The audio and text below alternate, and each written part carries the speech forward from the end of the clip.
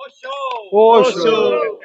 जैसे ओशो भी कहते हैं लव इज माई मैसेज। तो मैं जाता था डेली यहाँ से, बट इच्छा थी कि हाँ ध्यान करना मुझे भी, लेकिन एक वो होता ना एक अंदर तो स्वामी जी के आश्रम का गेट था वो बिल्कुल ऐसे बंद रहता था कि भाई पता नहीं अंदर क्या होता होगा। तो वो देख के हिम्मत नहीं होती कि अंदर जाएं कभी। तो एक दिन ऐसे ही मैं यार आप तो बस होता ना अंदर से जब आपको आता है यार कि अब तो नहीं जाना ही पड़ेगा। मगर यो के रास्ता से भाई मगर यो के रास्ता से मैं भीतर बढ़ गया। अच्छा। मन्ना दी ओशो की कोई किताब नहीं पढ़ी जी, बने की बुराई जरूर पढ़ रखी थी, अखबार हम रोज आया करती अच्छा, बुराई दबा के अपने पड़ी। पढ़ी यार ओशो ने पढ़ी। जीवन जीना सिखाया है स्वामी जी।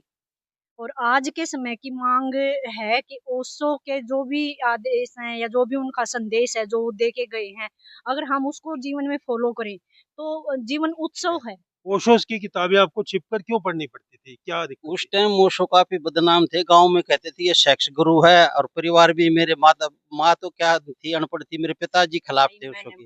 अच्छा लगा बिल्कुल। इससे बढ़िया सुरक्षित जगह है और इतना बढ़िया ध्यान, मतलब एक ना जन्म सा वो है इंसान अच्छा। का। ओशो में आपको कैसी ऐसी कौन सी बात लगी जो बाकी आध्यात्मिक गुरुओं में नहीं दिखाई दी? ऐसा क्या था कि आप ओशो ही आपको ओशो से गहराई से जुड़ पाए, ऐसा क्या था? ये ओशो की एक पुस्तक संभोग से समाधि की ओर बड़ी चर्चित रही, उस पर आप क्या कहेंगे? और उसके बाद तो आनंद जीवन है। Love, laugh and laughter is the Osho's message.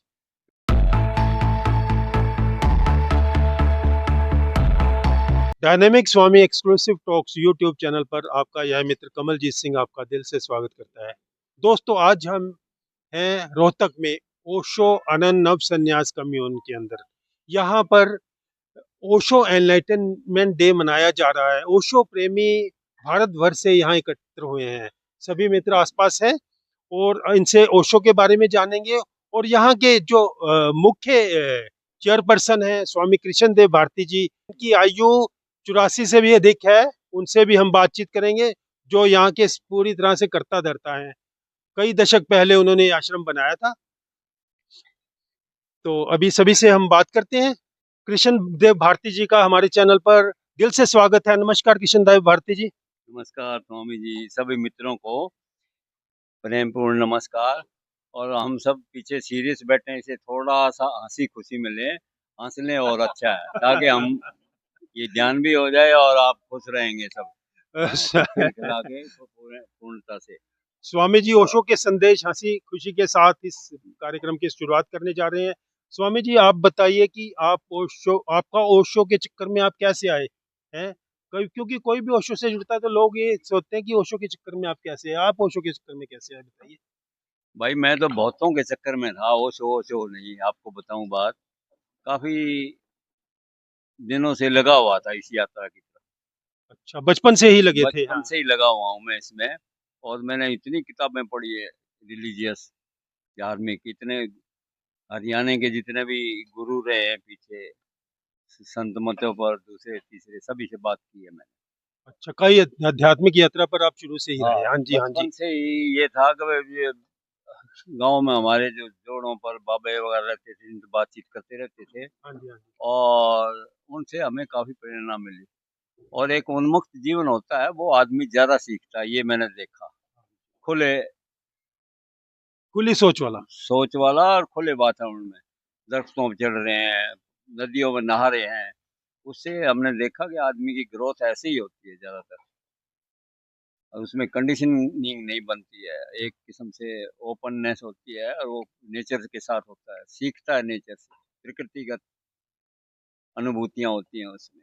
तो आप बताइए, ओशो के जगत में आप कब आए? आपकी ओशो कितनी के उम्र जगत थी? में तो ऐसा आपकी है कि मैं काफी, मुझे इंटरेस्ट होता था, पहले मैंने सबको पढ़ा, इनको दूसरे तीसरे जो भी हमारे थे, विवेकानंद, योगानंद, इनके गुरु लहड़ी माँ से फलाना ढिमका, इनके सबके प्रति मेरा वो रहा।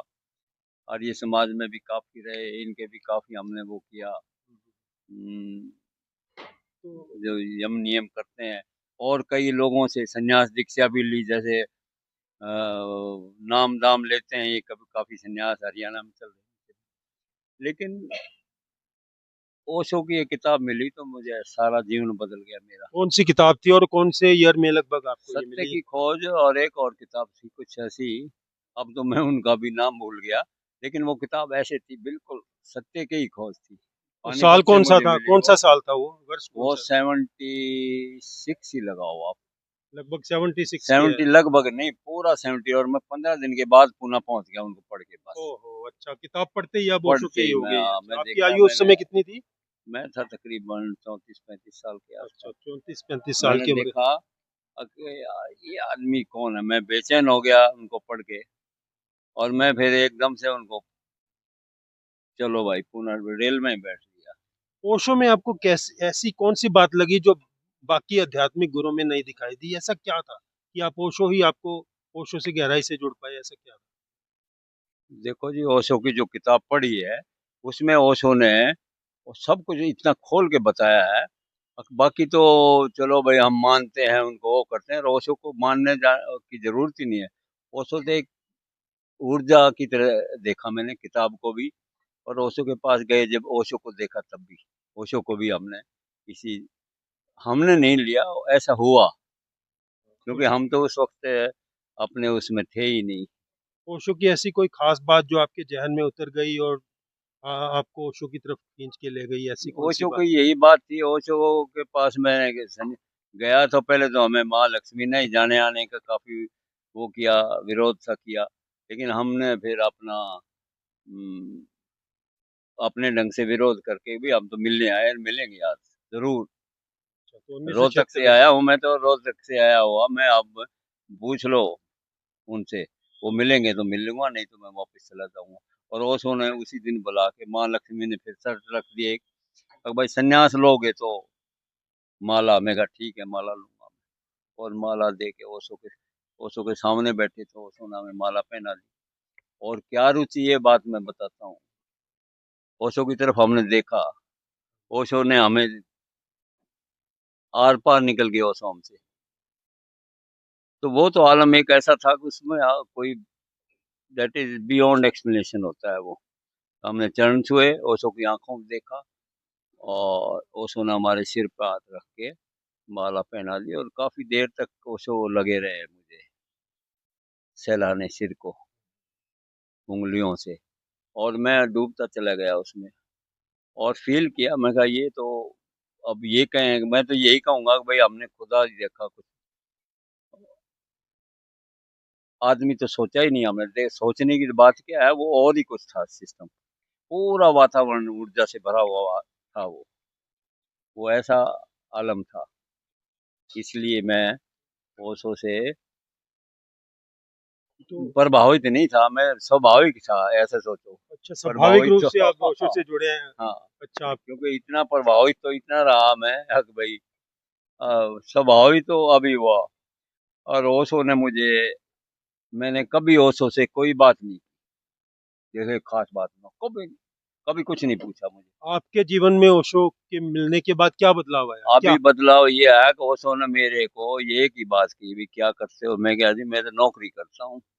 ओशो कहने लगे ठीक है, अब मेरा काम करो रोज। और मैं जम गया, यहाँ कुछ भी हो आके मैं लगे रहा। क्या आपने नौकरी छोड़ी? मैंने नौकरी छोड़ दी थी, काफी दिन हो गए, मेरी प्रमोशन होने वाली थी बल्कि।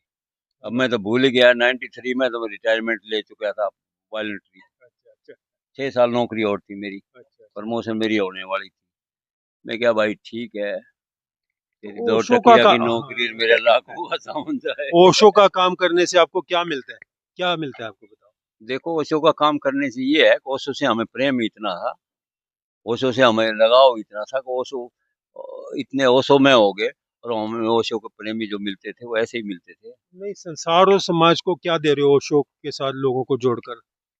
नहीं, समाज को और उसको तो यही है कि भाई एक जो अध्यात्म की तरफ जो अपना विकास करेगा आदमी, एक अंधा आदमी को आंखें मिल जाएंगी तो वो क्या दे रहा है? एक डॉक्टर उसको, उसको ये मतलब देगा, उसको आंख दे रहा है वो मतलब बताएगा उसको कि भाई ये रास्ता ऐसे है। ओशो से जोड़ के ओशो ने सब, हर टॉपिक पे बात की है, समाज पर, साइकोलॉजी पर, ध्यान पर, आदमी अपने विकास पर, सब ढंग से बात की है ओशो ने। तो ओशो अपने आप को भगवान कहने लगे थे, कि आप भी ओशो को भगवान समझते हाथ धोगी, हम तो जब दर्शन किए तभी से हमें लगा तो बिल्कुल ऊर्जा ही है एक, ठीक है नहीं, हमने तो ये महसूस ही नहीं किया ये भगवान नहीं है। और भगवान नहीं है इसको, ये भी बड़ा कंट्रोवर्स। हम भगवान है समझे और ना है समझे, क्योंकि इस शेप में नहीं समझते भगवान, कोई आदमी की शेप में होगा, ये होगा। ओशो ने हमें इतनी ऊर्जा में बैठ गए तो हम पूरा एग्जिस्टेंशियल ऐसे हो गए जैसे ओशो के हिस्से हम। मतलब Osho, we are the part हाँ, and parcel of this existence. वो ओशो जो है पूरा एग्जिस्टेंस था। ओशो के अस्तित्व को आप शरीर के पार की बात समझते हैं, हम्म। शरीर के ऊपर की बात समझते हो, शरीर और मन के पार की बात। ओशो का तो देखो शरीर और से तो कोई ताल्लुक नहीं था। ओशो तो हमारे लिए एक ऊर्जा की तरह देखा हमने उनको, देखा भी नहीं है, मतलब ऐसा है कि ऐसा फील हुआ हमने वहां जाके, वो ऊर्जा फील है। ये ओशो की एक पुस्तक संभोग से समाधि की ओर बड़ी चर्चित रही, उस पर आप क्या कहेंगे? बाकी आम लोगों को वो तो उसी के बारे में पता है, सबसे बाकी इम्पोर्टेंट पुस्तकों के बारे पुस्तक में है, शायद बाकी नहीं छह पता। सौ पुस्तकें और है ओशो की। हाँ, लेकिन लोगों का सारा इसी के ऊपर ध्यान गया, क्योंकि लोग इससे ग्रसित हैं। माइंड में जो है लोगों के ये चीज थी कि भाई ये क्यों कहा, ये क्यों, और लोगों ने समझा ही नहीं। और अब समझ में आ रहा था, लोग कहते हो ये तो बड़ी गलती होगी भाई हमसे, वो तो सब कुछ। और वो ऐसी किताब है ही नहीं, मैं तो ऐसा कहता हूँ वो सबको पढ़ाने योग्य है, बच्चों को भी बड़ों को भी। वो तो एक अब आदमी को, आदमी के विकास के बारे में पूरा विज्ञान देते हैं, कैसे आदमी जवान होता है, कैसे वो अम, वासनाओं में बढ़ता है, कैसे उसका समाधान होता है, कैसे समस्याएं दूर होती हैं। आजकल एक बहुत लोग कहते हैं कि जीवित गुरु होना चाहिए हमारे ऊपर, तो जीवित गुरु और जो शरीर छोड़ चुका है उसके बीच में क्या फर्क आप समझते हैं? मैं तो ये फर्क समझता हूँ भाई, लोग ध्यान तो करते नहीं, और यूँ सोचता है कोई ऐसा गुरु ढूंढ दे जो दे दे के। तो और जो नकली गुरु बन रहे हैं वो क्या करेंगे, वो कुछ नहीं करते, वो बहकाते हैं। और आदमी का अपना लोभ है जो कि नकली गुरुओं को ढूंढता फिर रहा है, तो भाई ये कुछ कर देगा, कोई कुछ नहीं कर पाएगा। ओशो की ध्यान विधियां सुना है कि बहुत सारी एक्टिव एंड पैसिव ध्यान विधियां हैं। ये विधियां आज के समय में, ओशो को गुजरे जैसे 30 साल से ज्यादा हो चुके हैं, तो आज के मनुष्य के लिए कितनी सार्थक है? आज के मनुष्य के लिए तो ओशो की विधियां ही काम करते हैं, क्योंकि आदमी इतने जटिलता में घुस गया है। अब ओशो की विधि के बगैर तो वो निकल ही नहीं सकता, क्योंकि जितना भी ये इतना कंप्यूटराइज्ड माइंड हो गया आदमी का, उसको डीहिप्नोटाइज करने में ओशो की विधियां काम दे सकती है। क्योंकि ओशो की जितनी जितनी सक्रिय विधि है, आदमी को शरीर को तोड़ना, मन को तोड़ना, भावनाओं को तोड़ के उसका ओरिजिनल फेस दिखाने के लिए ओशो की विधियां ही काम यहाँ पे हैं। अभी हम यहाँ पे एक साधना शिविर चल रहा है कि स्मार्ट ओशो का एनलाइटनमेंट डे है, तो हम यहाँ पर उपस्थित साधकों से भी बातचीत करेंगे, ओशो के बारे में जानेंगे और उनकी ध्यान विधियों के बारे में जानेंगे। हाँ, नमस्कार जी, अपना नाम बताएं और बताएं कि ओशो के बारे में आप क्या कहना चाहेंगे और उनकी ध्यान विधियों के बारे में आप क्या। मेरा नाम स्वामी प्रेम रमणीक है। मैं ओशो से दिसंबर 2000 में जुड़ा हूँ। जो टीकरा जो है ओशो धाम है कुंडवाड़ा खुर्द में, वहाँ मैं पहली बार गया था। तो ओशो से हमें यही जो है देशना मिली है कि जीवन मिला है उत्सव मनाओ। हर दिन हर मोमेंट जो है उत्सव मनाने के लिए उस कुदरत ने हमारे को दिया है, और उसका हमें अति लाभ लेना चाहिए, ओशो की देशना को व्यवहारिक रूप में अपने जीवन में उतार कर। बहुत हाँ जी, आप अपना नाम बताएं और आप बताएं कि ओशो से आपको क्या मिला। हाँ जी, मैं सर संतोष ग्रेवाल। ओशो ने जीवन जीना सिखाया है स्वामी जी। और आज के समय की मांग है कि ओशो के जो भी आदेश हैं या जो भी उनका संदेश है जो वो दे के गए हैं, अगर हम उसको जीवन में फॉलो करें तो जीवन उत्सव है। जीवन में कोई निराशा कुंठा ये नहीं है अगर हम उनके आदेशों की पालना करें तो। उनके आदेश हमें जीवन को अंदर से रूपांतरित करना सिखाते हैं। मनुष्य के जीवन को अंदर से रूपांतरित करते हैं। वो इच्छाओं, वासनाओं, कुंठाओं इन सब से ऊपर उठना सिखाया है उन्होंने।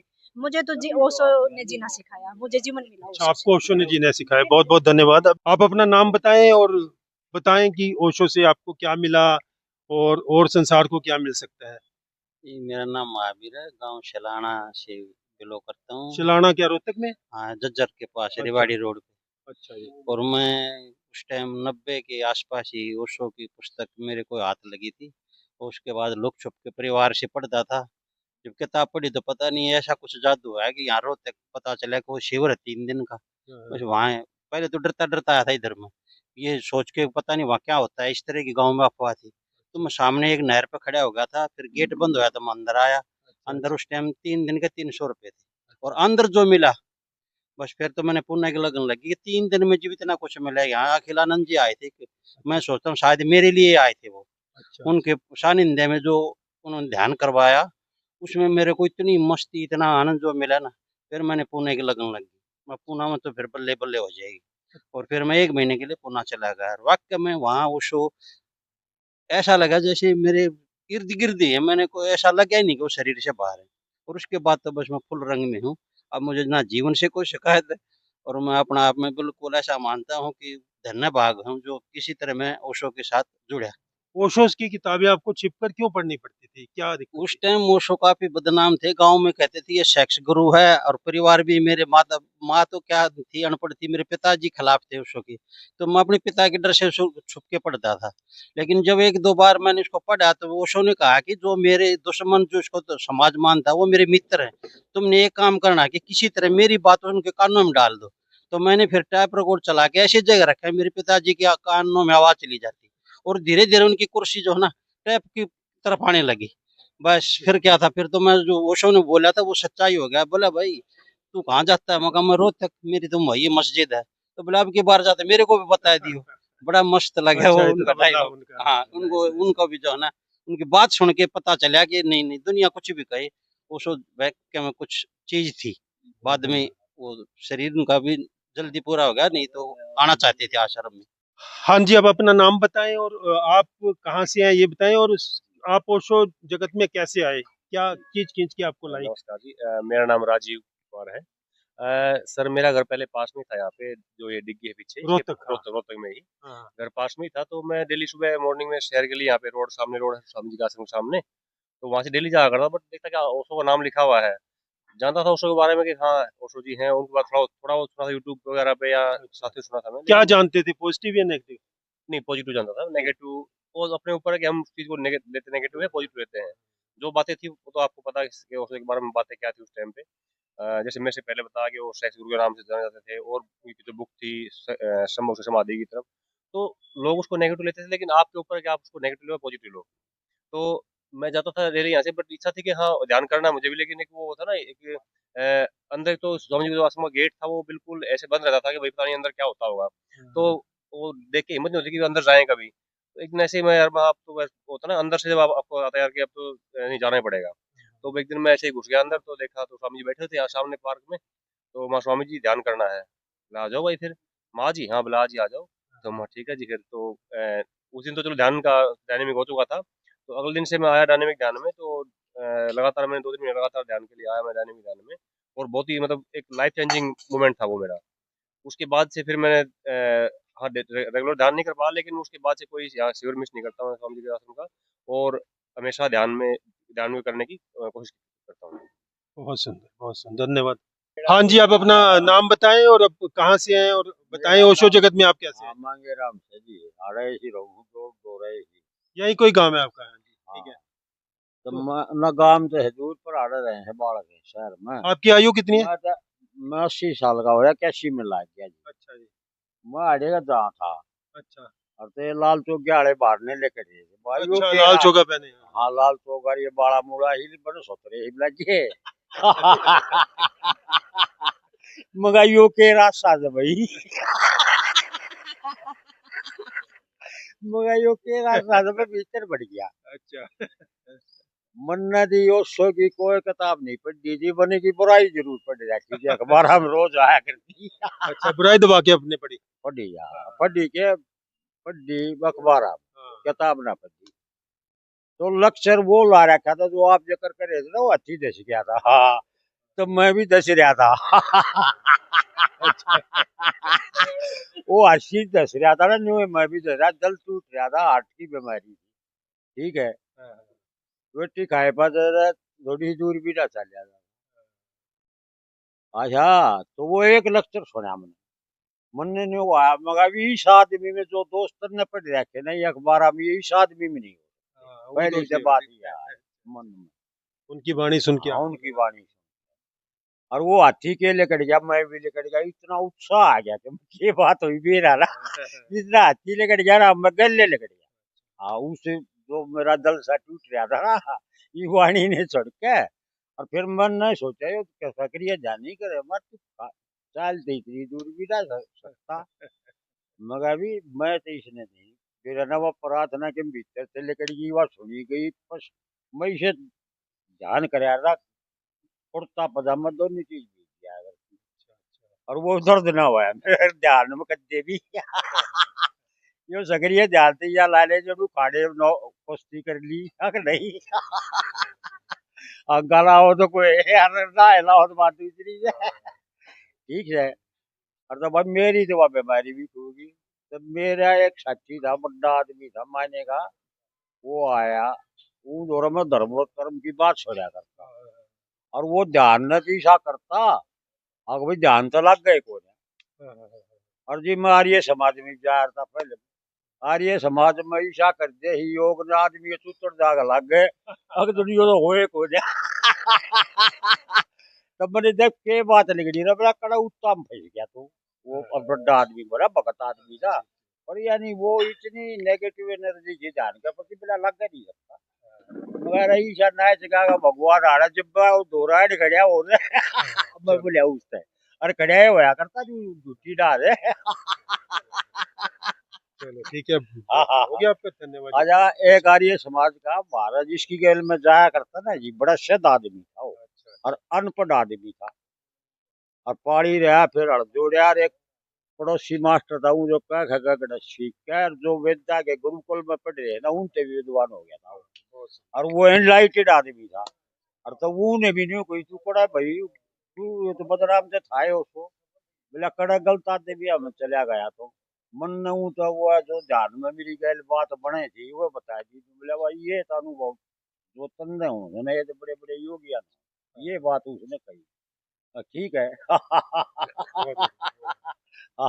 तो यह बड़ी जी मेरी गैल चलो बहुत बढ़िया धन्यवाद जी आपका। हाँ जी आप अपना नाम बताएं और कहाँ से हैं और इस ओशो की जगत में आप कैसे आए इसका बताएं।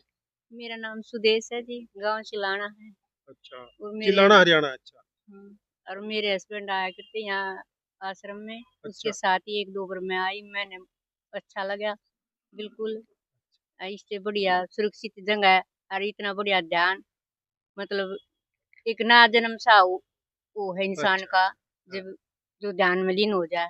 मेरा सबसे बढ़िया ध्यान नृत्य का है। अच्छा अच्छा हाँ, उसमें मैं बहुत आनंद पूर्वक हो जाऊँ। हाँ यानी धन्यवाद। आपको यहाँ बहुत सुंदर अनुभव हुए है ना हाँ नया जन्म जैसे हो गया ऐसे लगा है हाँ, ना। इतनी और खुशी, इतना यार आनंद मीरा कभी वाला नहीं, नृत्य आपको अनुभव कुछ हुआ भी ठीक कहो सब ठीक है बहुत ठीक। धन्यवाद। हेलो आप अपने बारे में बताएं आप अपना नाम और कहाँ से हैं और ओशो से आपने क्या पाया। मैं प्रेम सुहीना दिल्ली से हूँ और ओशो जगत में मैं 94 से जुड़ी ओशो से और जो पाया वो अवर्णनीय है, शब्दों में बयान नहीं किया शब्दों जा में नहीं सकता बयान आपके कर अकॉर्डिंग। सकती। मैंने पहले मेरे हस्बैंड जुड़े, स्वामी कमल जुड़े पहले ओशो से 90 में। इनमें मैंने चेंजेस महसूस करे और मैंने ये देखा कि ओशो के लोगों में इतना अनकंडीशनली लव, तो मैं हैरान होती थी कि इतना प्यार मुझे अपने नहीं करते हैं जो प्यार मुझे दूसरे लोग करते हैं जिनके साथ मेरा कोई रिश्ता नहीं है। तो वो चीज़ मुझे ओशो की तरफ खींचती लगी। जैसे ओशो भी कहते हैं लव इज़ माई मैसेज, यही मैंने महसूस किया और यही मुझे लगता है ध्यान से अपने आप से आता है ना। ओशो भी कहते हैं कि ध्यान से प्रेम अपने आप से ओवरफ्लो होता है। Thank you. Thank you. हाँ मित्र आप अपना नाम बताएं और बताएं कि कब ओशो जगत से आपको क्या मिला। मेरा नाम पुनीत है और मेरा संन्यास नाम स्वामी प्रकाशानंद भारती, जो कि यहीं स्वामी कृष्णदेव भारती जी के आश्रम में हुआ। और ओशो में मैं जुड़ा था 2013 में एक पुस्तक मेरे हाथ लगी थी, द ग्रेट सीक्रेट। उसमें कबीर के दोहों का कंपाइलेशन था। उससे पहले मैं काफ़ी मिस्टिक्स के पास जाता रहा, काफ़ी कल्ट थे, शिवयोग अवधूत बाबा शिवानंद, ब्रह्म कुमारी, विपස්සना की, और भी कुल गुरु, गांव के गुरु और अन्य सो कॉल्ड स्पिरिचुअलिस्ट के पास गया। वो शायद एक यात्रा का पड़ाव था। बट ओशो में आने के बाद, वो किताब पढ़ने के बाद लगा कि नहीं, देयर इज समथिंग एल्स, कुछ घटित हुआ। और फिर there was no looking back, back to back बहुत बुक्स पढ़ता रहा मैं। फिर दिल्ली में जोरबदा बुद्धा आश्रम है, 2013-14 में वहाँ जाना शुरू किया। फिर उसके बाद छूट गया क्योंकि शादी होगी। शादी के बाद फिर हेल्थ इश्यूज आए, तो मैंने यहाँ पे स्वामी जी को कॉल किया पहली बार जब मैं आश्रम में आया था, और तब मेरा सक्रिय ध्यान शुरू हुआ। और अंदर जितना भी कैथारसिस जो सप्रेस्ड था, वो कैथारसिस के द्वारा निकला बाहर। और उसके बाद तो आनंद जीवन है। Love, laugh and laughter is the Osho's message, beloved Osho. आज उनका संबोधि दिवस है, जिसके निमित्त हम सारे यहाँ इकट्ठे हुए हैं। और ये हमारा सौभाग्य है। स्वामी जी आज तक इतना कार्य किए हैं इन्होंने, और अभी भी कंस्ट्रक्शन चल रही है आश्रम में। 82 प्लस हैं स्वामी जी, और हम तो चाहेंगे इनकी एनर्जी हमें बढ़ती स्वामी रहे। कृष्णदेव स्वामी कृष्णदेव भारती जी। जी स्वामी जी। बहुत सुंदर, बहुत सुंदर, धन्यवाद आपका। ठीक है दोस्तों, मिलते हैं जल्दी ही किसी अन्य वीडियो के माध्यम से। तब तक आपका यह दोस्त कमलजीत सिंह विदा चाहता है। तो हमारे साथ जुड़े रहिए। धन्यवाद।